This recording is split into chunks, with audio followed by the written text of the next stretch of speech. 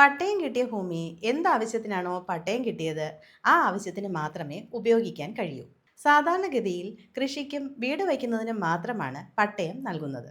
ആ സ്ഥലത്ത് വാണിജ്യ കെട്ടിടങ്ങളോ വിദ്യാഭ്യാസ സ്ഥാപനങ്ങളോ ആരാധനാലയങ്ങളോ ഒന്നും തുടങ്ങാൻ കഴിയില്ല.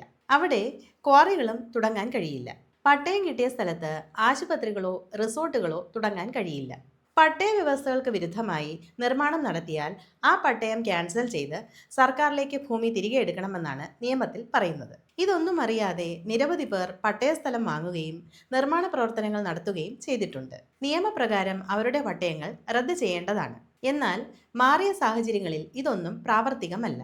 അതുകൊണ്ട് പട്ടയ വ്യവസ്ഥകൾക്കെതിരായി നടത്തിയിട്ടുള്ള നിർമ്മാണ പ്രവർത്തനങ്ങൾ റെഗുലറൈസ് ചെയ്ത് നൽകുന്നതിനായി ഇപ്പോൾ സർക്കാർ തീരുമാനം കൈക്കൊണ്ടിരിക്കുകയാണ്. ക്ലാർക്ക് പോർട്ടൽ വഴിയാണ് ഇതിനുള്ള അപേക്ഷ നൽകേണ്ടത്. www.klarc.kerala.gov.in എന്ന വെബ്സൈറ്റിലാണ് അപേക്ഷിക്കേണ്ടത്. ഈ പോർട്ടലിൽ ആദ്യം സിറ്റിസൺ ടാബിൽ മൊബൈൽ നമ്പർ നൽകി രജിസ്റ്റർ ചെയ്യണം. പ്രധാനമായും 3 ഫോറങ്ങളാണ് ഇവിടെ കാണാവുന്നത്. Form A, B and D. കൂടുതൽ വിവരങ്ങൾ നമ്മുടെ കരഭൂമി തരംമാറ്റം എന്ന വീഡിയോയിൽ നിന്നും ലഭിക്കുന്നതാണ്. ലിങ്ക് ഇവിടെ ചേർക്കാം. പ്രിവിലേജ്ഡ് സബ്സ്ക്രൈബേഴ്സിന് കൂടുതൽ വിവരങ്ങൾ ആവശ്യമുണ്ടെങ്കിൽ നമ്മുടെ വാട്സാപ്പ് നമ്പറിൽ ചാറ്റ് ചെയ്യാവുന്നതാണ്. This is legal prism, law may DC.